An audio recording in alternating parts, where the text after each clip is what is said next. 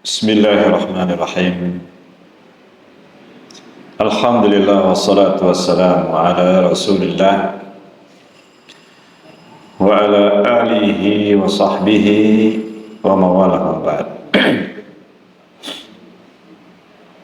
Jemaah sekalian yang dimuliakan oleh Allah Azza wa Jalla, kita melanjutkan kembali pembahasan kitab Qawaidul Muwahhidin Syarhul Arba'in fi Huquqi Rabbil Alamin,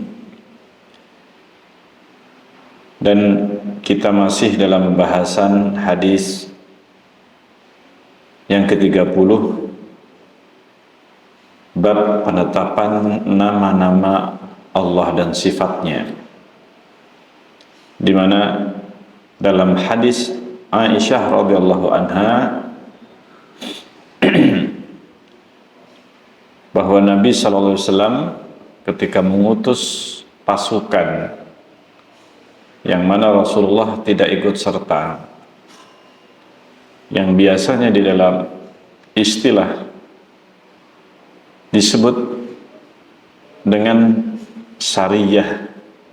Sariyah adalah pasukan yang diutus oleh Rasulullah SAW dan Rasulullah sendiri tidak ikut serta. Yang jika Rasulullah SAW ikut serta, maka biasa disebut dengan ghazwah atau peperangan. Yang jika disebut dengan ghazwah, pasukan jaish, maka Rasulullah ikut serta di dalamnya. Ketika itu Rasulullah mengirim pasukan dipimpin oleh seseorang panglima, dan ketika mengimami, karena panglima adalah imam, seperti halnya Rasulullah ketika di Madinah menjadi imam sholat, sahabat tersebut selalu setelah membaca Al-Fatihah, membaca surat, diakhiri dengan membaca Qul Huwallahu Ahad, surat Al-Ikhlas. Ketika kembali, para sahabat yang ikut serta dalam peperangan atau pasukan syariah tersebut melaporkan kepada Rasulullah SAW apa yang dia lakukan oleh panglima atau pemimpinnya. Rasulullah kemudian mengatakan, tanya, kenapa dia melakukan hal itu? Maka alasan yang disampaikan oleh sahabat tersebut adalah bahwa surat Al-Ikhlas adalah merupakan sifat Ar-Rahman, sifat Allah Azza wa Jalla. Dan sahabat tersebut menyatakan bahwa saya suka membaca surat itu karena surat itu berisi sifat Allah Azza wa Jalla secara lengkap, singkat, akan tapi mencakup secara utuh bahwa Allah Subhanahu wa taala sifatnya adalah terdapat di dalam surat Al-Ikhlas ini.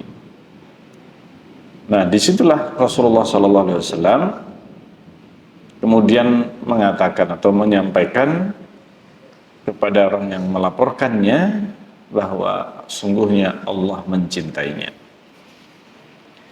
Dan itu menunjukkan bahwa di dalam surat yang ada di dalam Al-Quran, dan bukan hanya Al-Ikhlas, akan tetapi di dalam banyak ayat dan surat dalam Al-Quran berisi sifat-sifat Allah yang Allah tetapkan di dalam Al-Quran.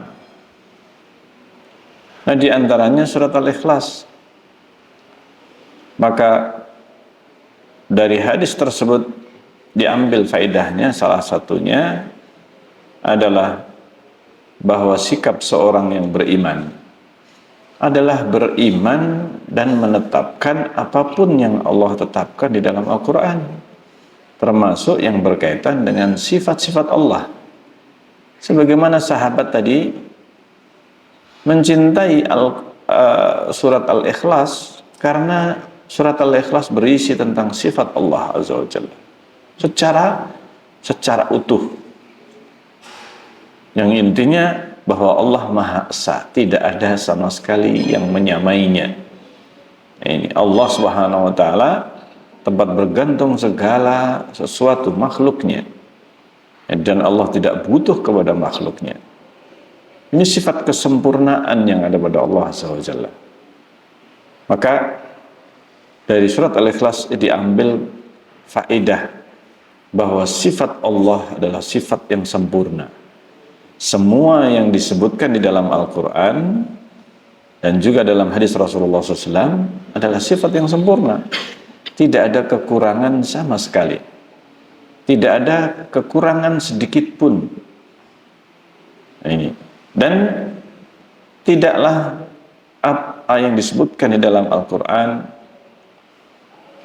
butuh untuk ditakwil, butuh untuk ditakwilkan, dan tidaklah memiliki kandungan makna yang naqis, kandungan makna yang cacat.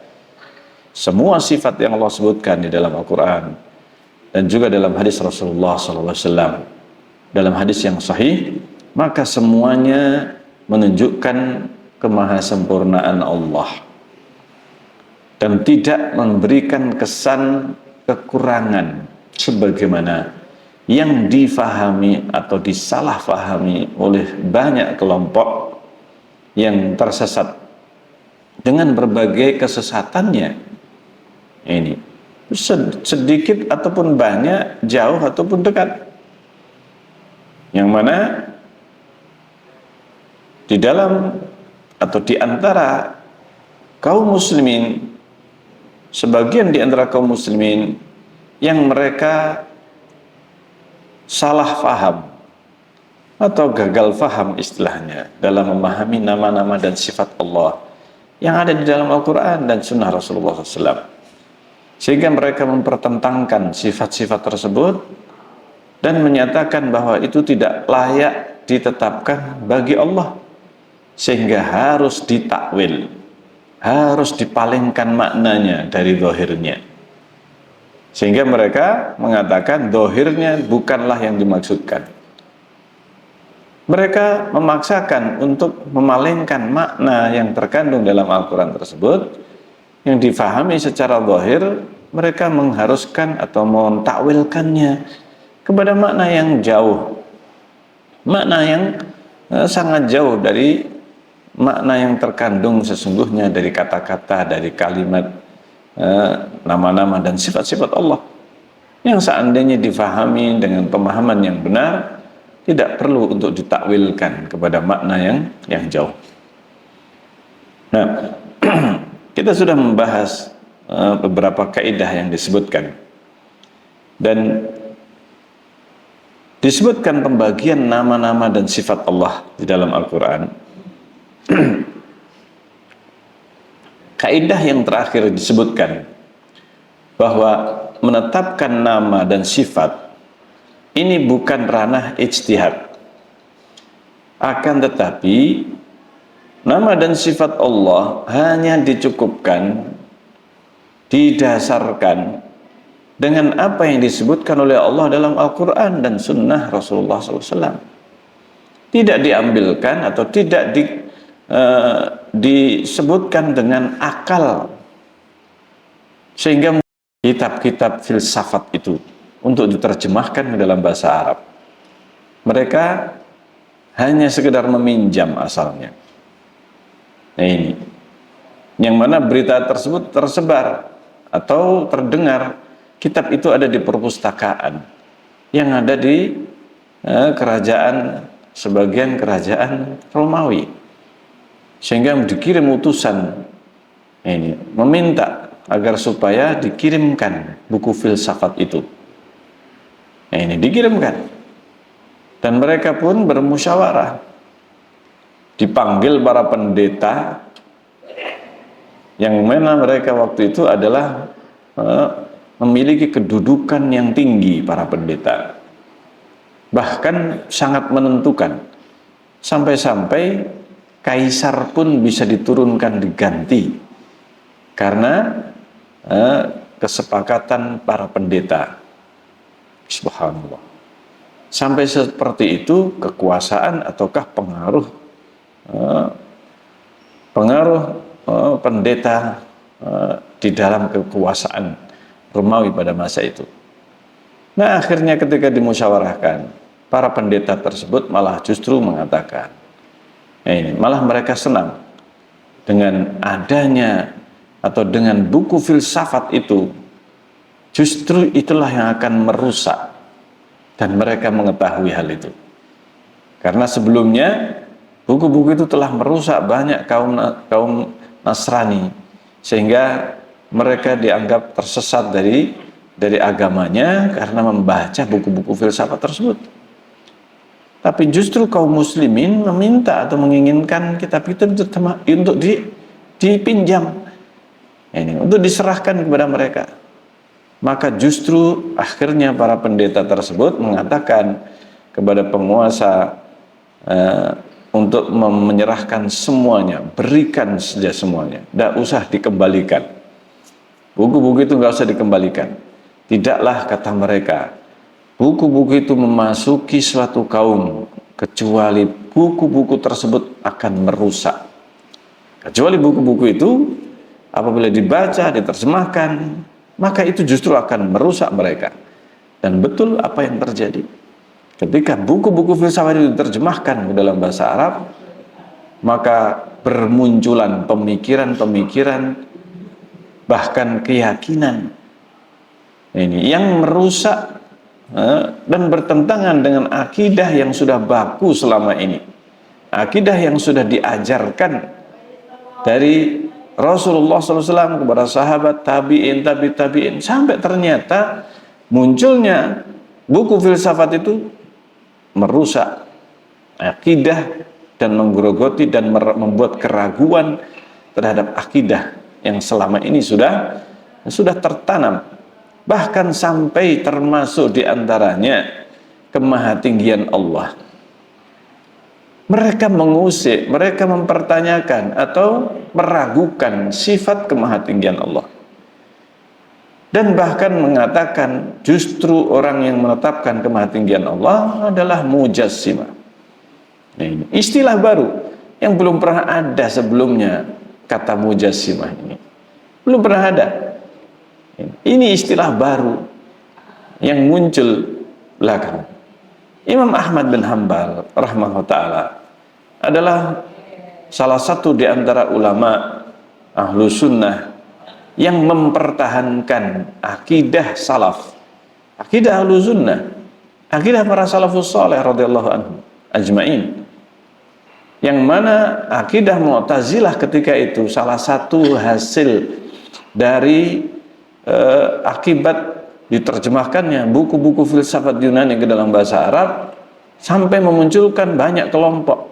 Ada kelompok Jahmiyah, Mu'tazilah, Asy'ariyah, Maturidiyah, Kullabiyah dan sebagainya. Mereka ini semuanya hasil dari madrasah-madrasah yang mempelajari ilmu filsafat yang sudah diterjemahkan dalam bahasa Arab yang dinamakan dengan ilmu kalam.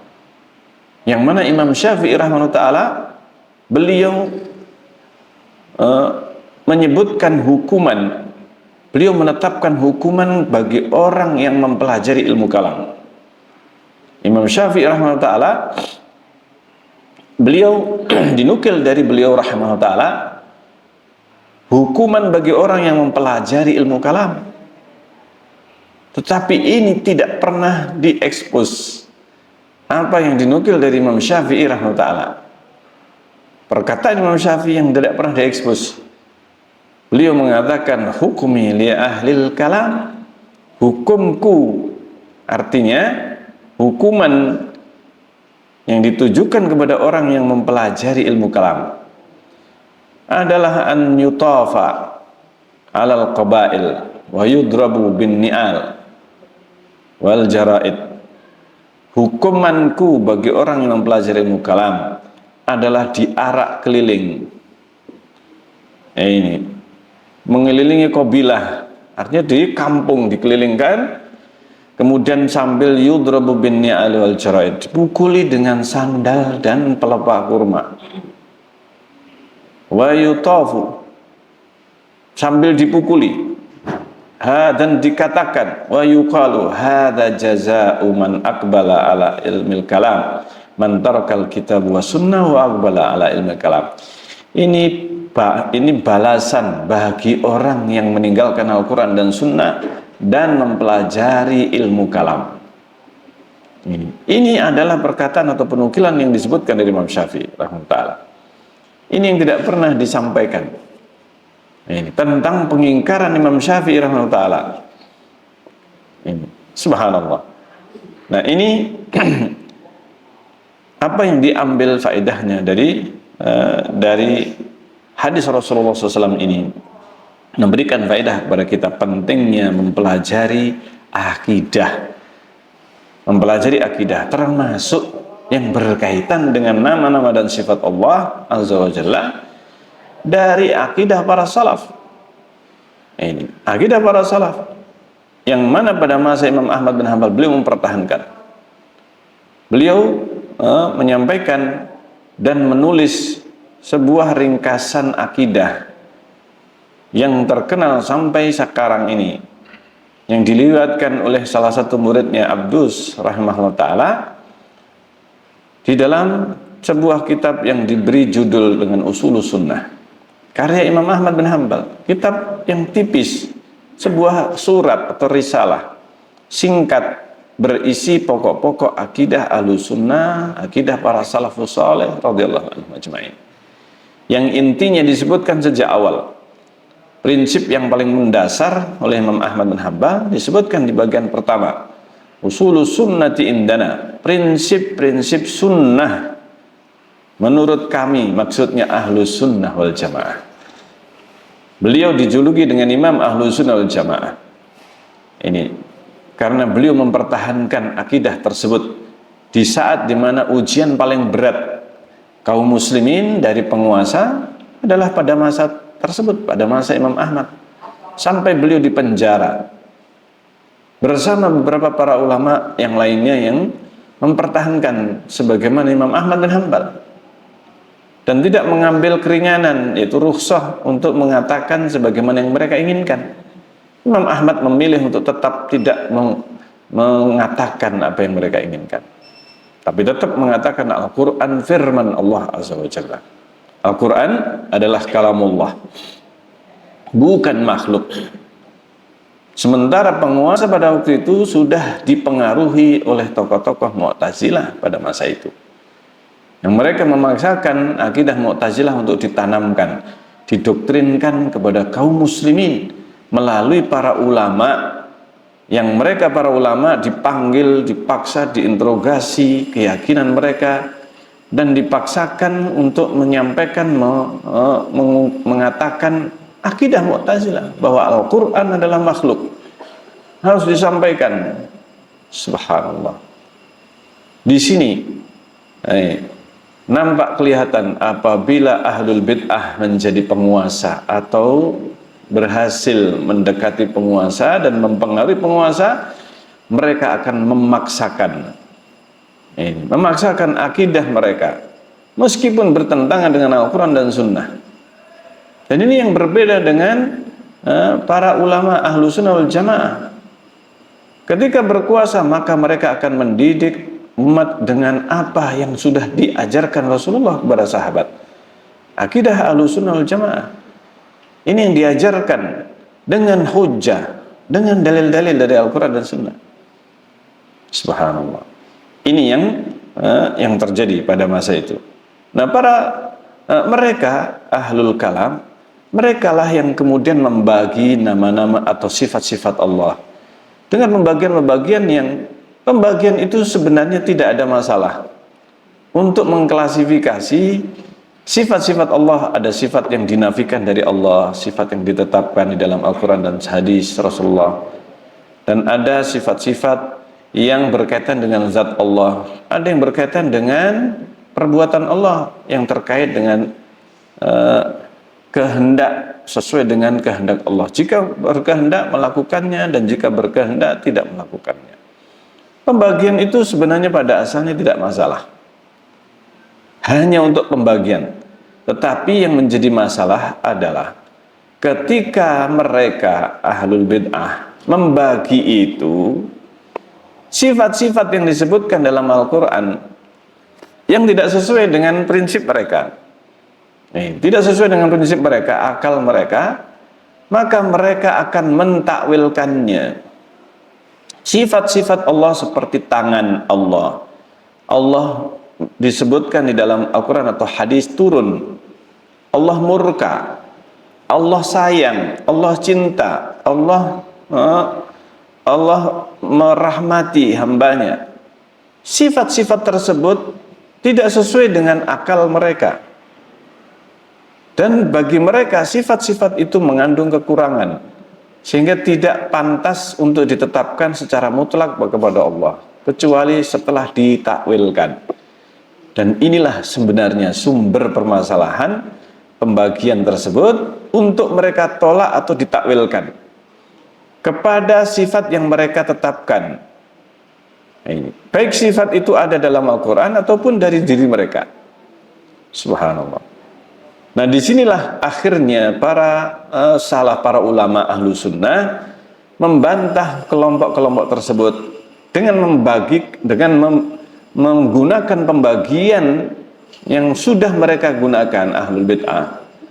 Tetapi tujuan ahlu sunnah, para ulama ahlu sunnah menggunakan pembagian itu untuk menetapkan semua yang ditetapkan oleh Allah, baik itu sifat-sifat fi'liyah yang mereka ingkari atau mereka takwilkan, seperti turunnya Allah ke langit dunia. Allah disebutkan salah satu sifat Allah mempunyai mata, mempunyai tangan, jari, jemari, dan sebagainya, dan sifat-sifat yang lainnya, yang mana ahlu sunnah menetapkan semuanya. Dan sifat-sifat itu bukan sifat kekurangan bagi Allah, akan tetapi sifat kesempurnaan sesuai dengan kemahaagungan Allah, kemahabesaran Allah, kemahasempurnaan Allah Azza wa Jalla. Tidaklah menetapkan mata, menetapkan tangan, jari, dan sebagainya, qadam, kaki. Bukanlah hal itu menunjukkan kekurangan dan kecacatan bagi Allah Azza wa Jalla. Karena Allah sendiri dan melalui Rasulnya menyebutkan sifat-sifat tersebut. Karena Al-Quran wahyu, demikian juga hadis Rasulullah SAW adalah wahyu. Rasulullah yang paling tahu tentang Allah Azza wa Jalla. Tidak ada yang lebih tahu daripada Rasulullah SAW. Sehingga apapun yang disampaikan Rasulullah, apabila hadis itu ada yang sahih, maka itu adalah kebenaran. Dan tidak perlu ditakwilkan. Maka pantangan di dalam menetapkan nama dan sifat Allah adalah tidak menyerupakan dengan makhluk dan tidak membagaimanakan sifat itu. Karena ketika membagaimanakan sifat itu, manusia akan berpikir membagaimanakan dengan apa yang difahami dalam makhluk. Padahal sifat Allah tidaklah menyerupai makhluk sama sekali. Tidak mungkin manusia bisa membayangkan, mengkhayalkan bagaimana sifat Allah. Karena bagaimana sifat Allah, hanya Allah yang maha tahu. Rasulullah tidak pernah mengabarkan bagaimana sifat Allah tersebut. Nah, disinilah akidah Ahlussunnah menetapkan nama dan sifat itu tanpa membagaimanakan, tanpa mempertanyakan bagaimana. Karena yang tahu bagaimananya hanya Allah. Sebagaimana yang tahu zatnya hanya Allah Azza wa Jalla, maka yang paling tahu dan maha mengetahui hanya Allah. Tidaklah para nabi dan rasul mereka mendapatkan informasi tentang bagaimana dan tidak menyampaikan hal itu kepada umatnya. Sehingga tidaklah ahlu sunnah mentahrif, memalingkan apa yang difirmankan oleh Allah Azza wa Jalla dari apa yang dimaksudkan Allah dan Rasulnya. Ini yang mereka namakan ahlul kalam itu dengan takwil, padahal itu adalah tahrif. Ini yang sesungguhnya. Sehingga ahlu sunnah tidak menolak satupun sifat yang Allah tetapkan di dalam Al-Quran. Tetapi ahlu sunnah menetapkan nama-nama dan sifat-sifat Allah sesuai dengan kemahabesaran Allah dan tidak mentakwilkan, mentahrif, apalagi mentaktil, menolak, mengingkari sifat-sifat tersebut. Ini tidak mengingkari secara keseluruhan, tetapi menyatakan bahwa sifat itu sifat sempurna dan sesuai dengan kemahabesaran Allah. Makna yang kurang dalam sifat itu bukanlah makna yang sesungguhnya terdapat dalam sifat tersebut, tetapi sifat tersebut mengandung kesempurnaan yang sesuai dengan kemahaagungan Allah Azza wa Jalla. Nah, ini apa yang disebutkan oleh para ulama di dalam membantah, mempertahankan akidah Ahlussunnah, hingga sebagian di antara mereka mendapatkan konsekuensi dari apa yang dipertahankan, di antaranya Imam Ahmad bin Hambal ketika harus berhadapan dengan penguasa atau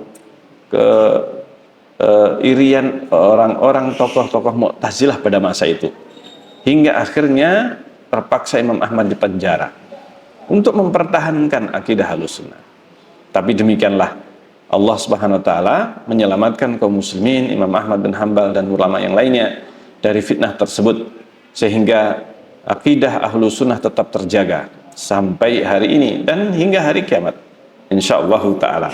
Baik, insyaallah sampai di sini kita akan lanjutkan dalam hadis yang berikutnya, hadis yang ke-31 insyaallah taala. Kita akhiri subhanakallahumma rabbana wa bihamdik asyhadu an la ilaha illa anta astaghfiruka wa atubu ilaik. Assalamualaikum warahmatullahi wabarakatuh.